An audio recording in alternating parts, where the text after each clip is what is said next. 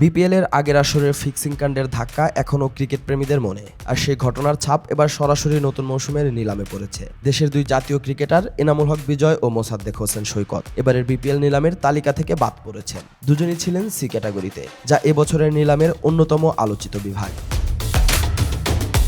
গত আসরে বিজয় রাজশাহীর জার্সি পরে দুর্দান্ত পারফরমেন্স করেছিলেন, আর মোসাদ্দেক খেলেছেন ঢাকা ক্যাপিটালসের হয়ে। কিন্তু ফিক্সিংয়ে অভিযুক্ত থাকার কারণে তাদের নাম এবার বাদ দেওয়া হয়েছে। বিসিবির দীর্ঘ তদন্তের পর তৈরি হয়েছে 900 পাতার রিপোর্ট। কমিটির সঙ্গে ছিলেন বিসিবির দুর্নীতি দমন কমিশনের পরামর্শক অ্যালেক্স মার্শাল। তার পরামর্শকেই মাথায় রেখে চূড়ান্ত সিদ্ধান্ত নেওয়া হয়েছে যে অভিযুক্তরা বিপিএল এর আসন্ন মৌসুমে খেলতে পারবেন না। ফিক্সিংয়ে অভিযুক্ত 10-12 জন ক্রিকেটার এই নিষেধাজ্ঞার আওতায় পড়বেন। শুধু ক্রিকেটারই নয়, কিছু ম্যানেজমেন্টের সদস্য ও সাংবাদিকের নামও অভিযুক্ত তালিকায় আছে। বিসিবি সূত্রে জানা গেছে তাদেরও বিপিএল এর নিলাম ও আসন্ন মৌসুম থেকে দূরে রাখা হবে।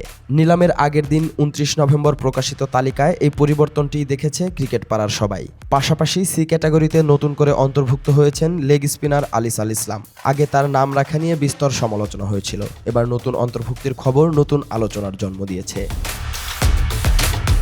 বিপিএল এর পরিচালনা কর্মকর্তারা আগেই জানিয়ে রেখেছিলেন, যাদের বিরুদ্ধে ফিক্সিং বা অনৈতিক কার্যকলাপের অভিযোগ আছে তারা নতুন মৌসুমে খেলতে পারবেন না।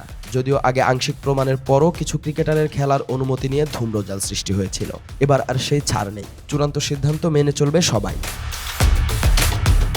আসছে 30 নভেম্বর আয়োজিত হবে বিপিএল এর প্লেয়ার্স অকশন। ফিক্সিং কাণ্ডের এই কঠোর মনোভাব নতুন মৌসুমকে আরও স্বচ্ছ এবং দৃষ্টিনন্দন করার চেষ্টা। এনামুল হক বিজয় ও মোসাদ্দেক হোসেন সৈকত, যারা আগে মাঠেরই পরিচয় দিয়ে দর্শকপ্রিয় হয়ে উঠেছিলেন, এবার তারা আর মাঠে থাকবেন না।